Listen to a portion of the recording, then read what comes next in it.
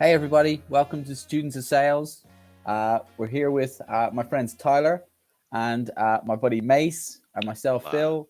And today we're going to be talking about how to build a lead list. Really, really important topic for SDRs who are out there being super hungry and want more leads than their business is giving them, for AEs who are going above and beyond, who are just trying to have a more targeted approach to their outbound efforts. So I think this is a really, really hot topic right now in terms of what's the best way to go about this, because everybody's all about working smart nowadays and not hard. But Mace, kick us off. What advice would you give to someone who's building a list right now? Yeah, well, I would say, assuming that you've already identified all the different problems that your product or your solution solves for, and on top of that, like, what's the payoff? What's the end result that it's going to produce for your potential customers? Let's say we've gotten that part out of the way. I think the most important thing when it comes to starting to build that list is identifying who your target audience is and establishing that good old ideal customer profile that you're going to go after, right? It's funny. I say that because I've heard it from sales managers and I heard it in sales orgs. Oh, well, we can sell our product to anybody. No, Right. you can't, right? And you can't just go out and try to sell to everyone. You really do want to narrow down your target audience so that you can, again, ultimately uncover more opportunities. And so when I say identify your target audience and identify what your ideal customer profile is, I'm talking like start at the company size level. Like what size of company, right, has the problems that your product or your service solves, right? Are we Yeah. talking, are we talking SMB? Is your product service solution, best for mid-market organizations? Or, are you selling a service or a solution that is, ideally suited or best suited for enterprise organizations? So I think it's really important to identify what type of companies from a size perspective are going to purchase your product, service, or your solution. Granted, Yeah. we'd all love to be able to go after the big whales on the enterprise side, but that's not the case for every product, service, or solution that you're trying to sell. So I think company size is one of the things you want to identify. And then once you've got the company size, you've established, okay, this is a mid-market, for example, solution. All right, now let's look at the industries and the verticals within the mid-market that our product is going to solve a problem for. And not only that, there are businesses in this industry, these verticals, that have the problems that we fix for. So, identify, is your product, is it something that is best suited for organizations in the banking industry or finance? Is it a sales tool? Is it a marketing problem you solve or a service that you provide? Is it something that would be best fit for healthcare? So figuring out what industries and verticals are going to be best suited for you. I think that's another key core component to building out that list. Now, Yeah. once you've gotten the company size, you've figured out what industries and verticals are the sweet spots. Now we can start to dive into the people. So we kind of start at a Yeah. high level with the business. Now we can dive into what kind of people within these organizations do we want to target. And that's where I start to look at the departments within the organization. So what departments are involved in the decision making process, right? And who has influence? What departments have influence? So we're talking final decision makers, we're talking your champions, we're also talking potentially the end users as well. So what Sure. departments are they in? And this is where you finally kind of get down to, okay, who are the people that this list is going to be a part of, right? And that's where, once you've figured out what departments and job functions, whether it's operations, legal, HR, IT, again, it can be anything depending on what you're selling. Now we can get down to the management level that we want to target, right? And Right. personally, I prefer the top-down selling approach. So Hmm. I love to go after the C level, so the CEO, but I don't want to neglect the VPs and the directors as well. Mm. So it's figuring out, within these organizations, who the CEO is, who the VPs of, operations or legal or whatever the departments are, the directors. And this is important because you don't want to have just one person within each organization you're going after. I find that, if you've got three, four, five different people that you're targeting within an organization, guess what? You've only got to get a meeting with one of them, right? Because Right. odds are, if you have a product or service that is going to solve a problem for them, guess who's going to get invited to that first meeting or that second meeting? Right. Some of those other individuals that are decision makers, influencers, end users, etc.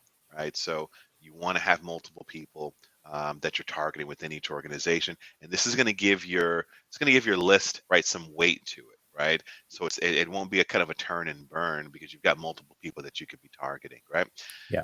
And then I guess the last thing I would say on once you've built your list is not everybody is fortunate enough to be part of an organization that has, a great tech stack where you've got Zoom Info and you've got Outreach and Salesforce and LinkedIn Sales Navigator and whatever other cool tech is out there.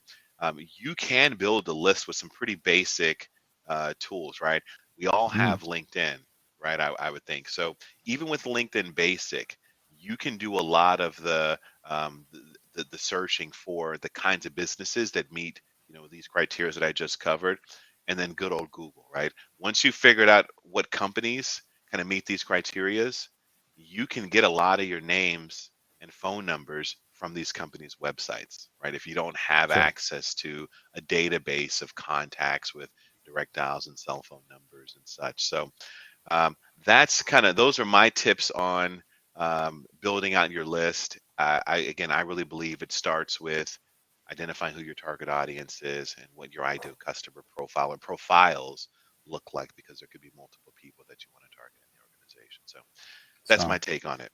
Strong. Some great advice in there. May save some for the rest of us. Um, no, some great points in there. Some really interesting thoughts around, like just, not just the company size, the industry, the types of decision makers that you're going after. One of the things when you're trying to build a list, you might want to ask yourself, or someone in the business, particularly if you're entry or if you're new to the business or whatever it might be, find out who the business is selling really well into. Like, for example, if the business is selling really well into the fitness industry, gyms, etc., whatever it might be, those are the types of businesses or businesses you should be going after. But one of the big pieces of advice I have is once salespeople build these lists, SEOs, even leaders or AEs, whoever it might be, once they build this list of businesses, they what they'll do is they'll build a list of businesses and then they'll call it and try get the decision makers and stuff like that. My point would be pause. I've done all the work to get a great business. Maybe I've checked the CRM to say, okay, it doesn't exist in there, stuff like that. Okay, this is a great business. I'm going to add it to the list. While you're there, while you're on Google, it takes 2 seconds to go to LinkedIn and get the people's names, and that way it's a much warmer list for me. I don't have to try ask for names when I'm calling. It's so inefficient, or trying to do research before the calls. If you're building a list of businesses, build a list of people to go in with it. It'll take an extra 30, 60 seconds, the click of a couple of buttons, and I'm on LinkedIn. I can see I've got the CIO, CTO, and director of IT. Brilliant. I've got a couple of names that I can put beside that record as I maybe load it onto the CRM or load it onto the spreadsheet, whatever it might be. So don't just build a list of businesses and then call it the next day or whatever it might be. My advice would be is to, while you're there and you've got the business up there, take it into LinkedIn, or if you're really lucky and you have other tools like Mace was saying, like Outreach, Zoom Info, whatever it might be, all those really cool tools.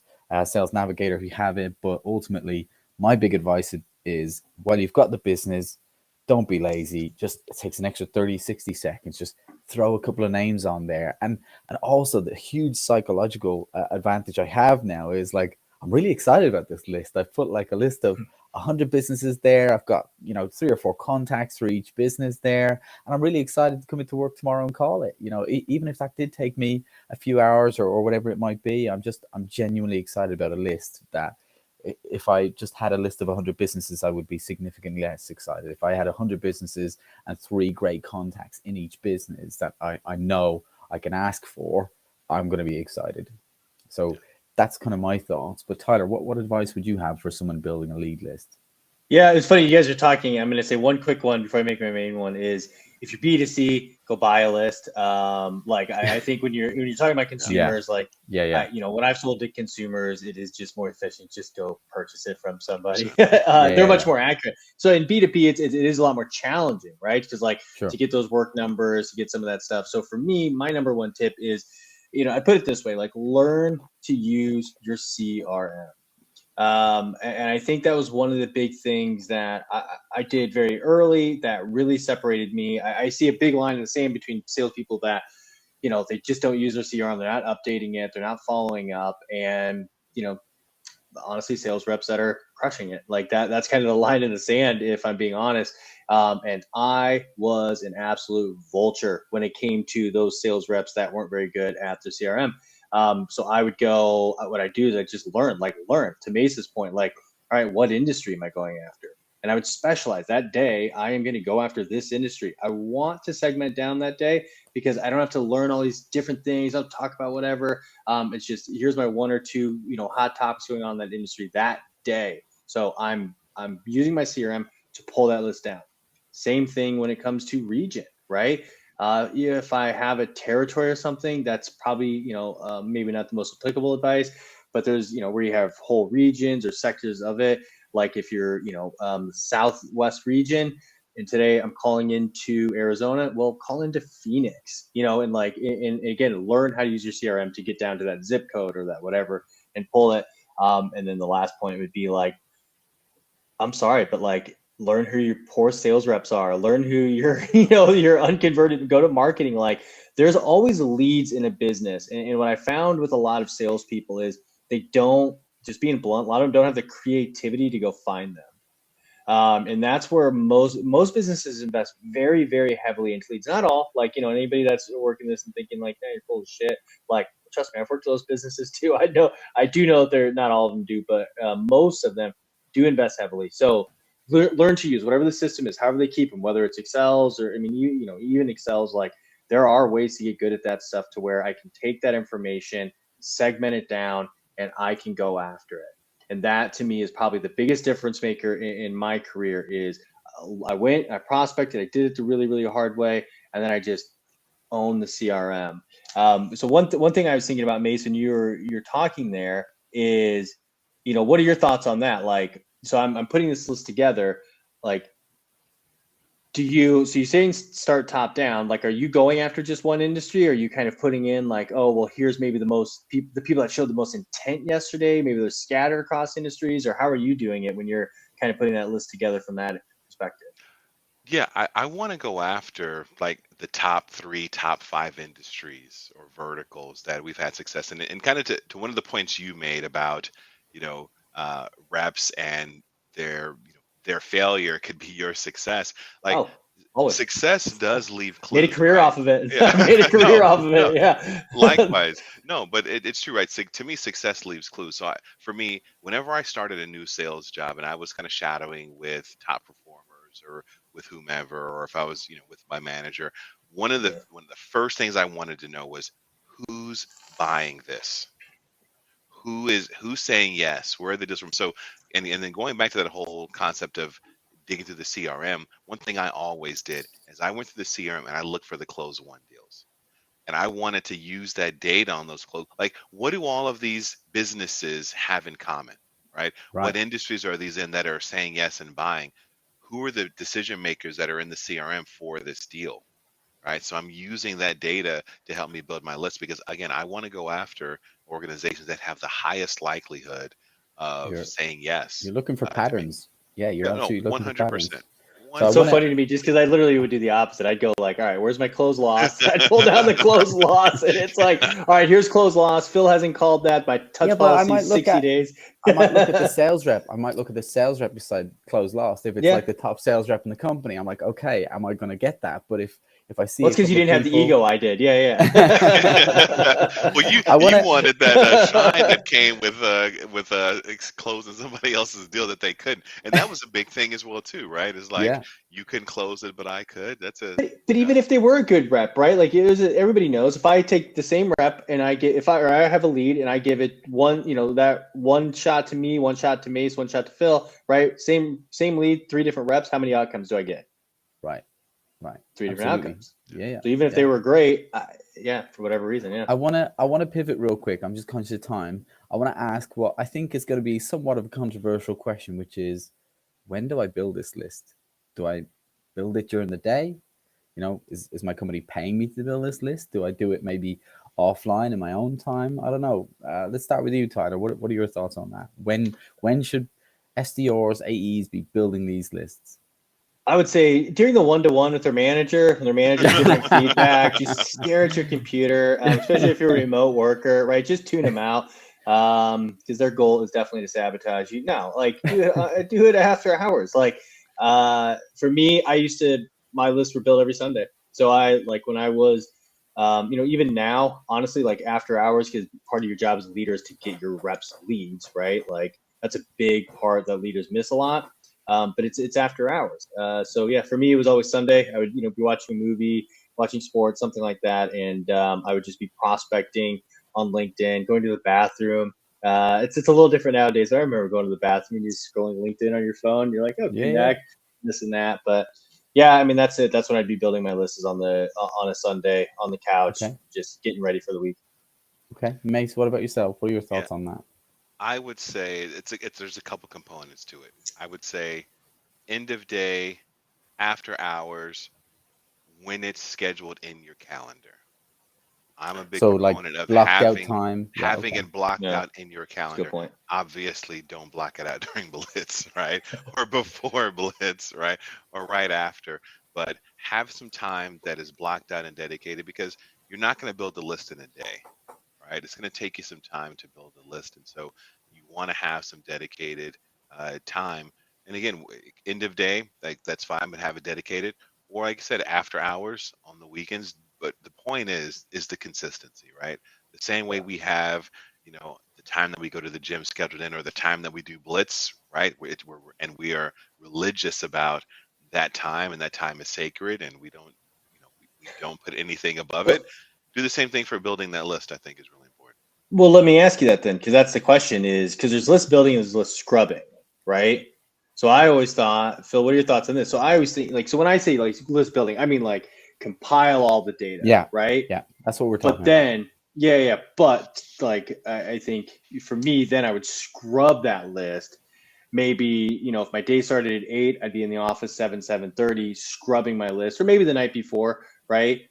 Depending, if I had party to go to or something, because we're not that age, right? But that's when I'd be scrubbing list. So I have my list, and then I'd scrub, get ready to go. Usually I do about 40 calls, locked and loaded, ready to go. Best way to scrub a list is call it and get rid of the scrubs. That's my thought on that, right? But going back to your previous point, which is when to do it, for me, if I'm brutally honest, I've always really looked for an edge, and I'll just explain what I mean by this.